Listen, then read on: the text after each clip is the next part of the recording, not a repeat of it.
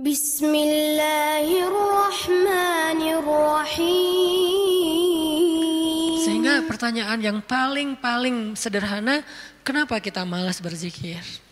Dengan sekian banyak keistimewaan zikir itu, kenapa kita malas berzikir? Kenapa kita lebih bisa ngucapin banyak diksi, banyak kalimat, banyak kata, tetapi di dalam kalimat dan diksi-diksi kita yang banyak itu hampir nggak ada kata Allah.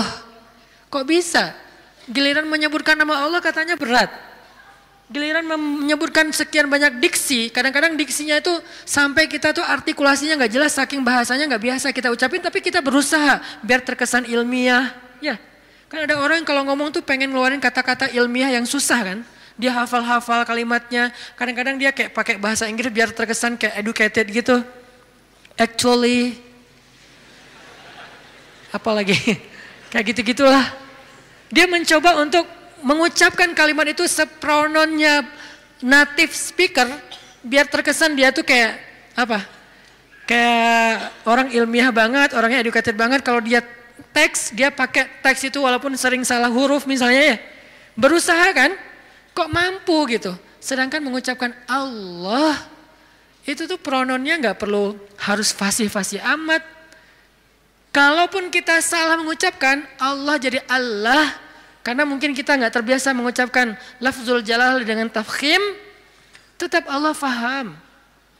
La tahzan, jangan berkecil hati. Allah faham, karena lafzul jalalah dari kata Allah ini mau gimanain juga tetap bermakna Allah. Alif lam lam ha.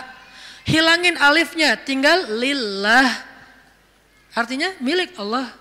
Hilangin lam pertamanya, bacanya lahu, milik dia, yaitu Allah. Hilangin lam keduanya, tinggal hu, dia satunya, yaitu Allah juga. Jadi tetap bermakna Allah. Sehingga apa susahnya kita bilang Allah? Apa susahnya kita bilang bismillah? Padahal semua kalimat-kalimat yang berbahasa Sanskerta lah, Inggris lah, Latin lah, apalah bisa kita ucapin. Saya sebagai orang Aceh berusaha untuk menghafal beberapa vocab sampai bisa ngerti bahasa Sunda. Kenapa? Biar nyambung pas ngomong. Kenapa kita nggak mau nyambung dengan Allah? Kalau saya pakai ngeluarin diksi-diksi nyundanya kan jadi kesannya kayak nyambung, akrab. Itu kan bahasa cara kita mengakrabi diri dengan orang-orang yang kita ajak bicara. Kalau kita ngomong dengan orang Jawa, kita mencoba untuk semedok-medoknya biar agak natif Jawa. Ketika kita ngomong sama misalnya orang Medan, kita berusaha untuk gaya-gaya Medan. Kita ngomong dengan orang Padang, kita gaya-gaya Padang. Dengan orang Betawi, gaya Betawi. Kemarin saya ceramah di Malaysia, berusaha untuk Melayu. Yang keluar Ipin Upin. Betul gitu. Pada ketawa mereka, ini Ustadz apa sih gitu.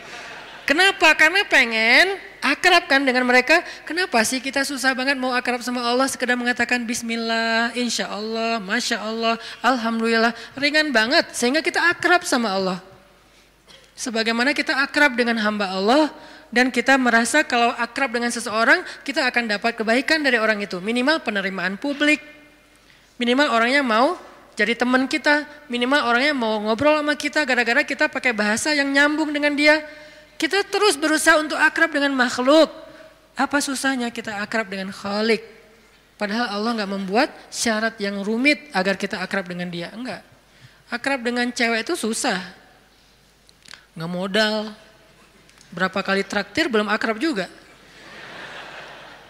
Hujan-hujanan kayak film India. Ya nggak akrab juga. Udah jadi first likers sekian tahun nggak akrab juga. Nggak di fallback. Itu susah, mau akrab dengan manusia itu susah. Tapi Allah yang jauh lebih berharga daripada apapun memudahkan kita akrab dengan dia.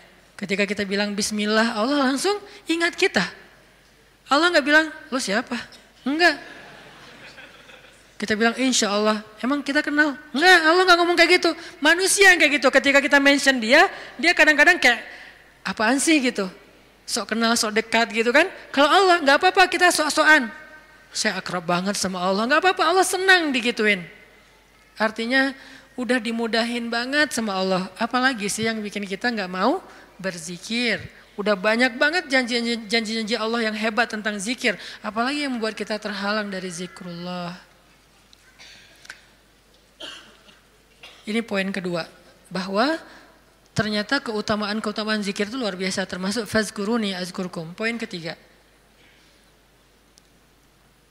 Gimana cara kita berzikir dalam kehidupan sehari-hari kita? Apakah harus selalu dengan verbal? Subhanallah, Masya Allah dan seterusnya? Ya, verbal. Apakah harus ada yang lain? Banyak. Zikir itu bisa verbal. Zikir itu bisa fikiran. Ketika kita mengingat Allah, ketika kita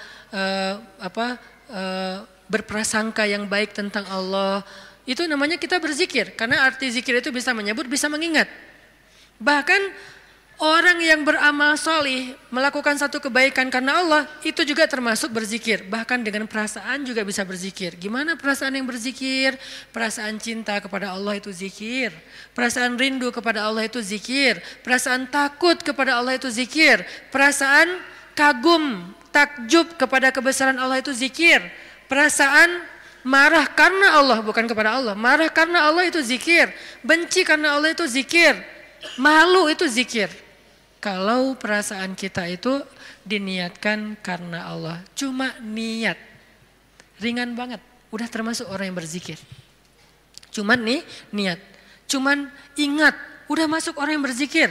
Orang yang wadzakirin-Allah katsiran wadzakirat, orang yang mengingat Allah sebanyak-banyaknya. Ingat, kapan kita ingat Allah? Banyak dalam setiap adegan kehidupan kita. Dan mengingat Allah itu tematik, nggak harus selalu mengingat Allah dalam arti Allah. Oh ya, saya ingat Allah. Enggak, itu kurang tematik, kaku. Ingat Allah itu tematik. Kalau misalnya kita lagi sabar, ingat Allah, Allah Maha Penolong. Kalau kita lagi dalam masalah, kita ingat Allah, Allah Maha Penolong. Kalau kita dapat rezeki, ingat Allah, Allah Maha Baik. Kalau kita lagi sendiri, ingat Allah, Allah Maha Menemani. Kalau kita mentok dengan ujian kita ingat Allah, Allah Maha Memberi jalan keluar. Kalau kita merasa dikhianati, Allah Maha Menghargai. Kalau kita merasa kehilangan, Allah Maha Mengganti. Ingat Allah itu dalam tema-tema kehidupan kita yang banyak. Kalau kita bingung, Allah yang Maha Memberi bimbingan dan petunjuk.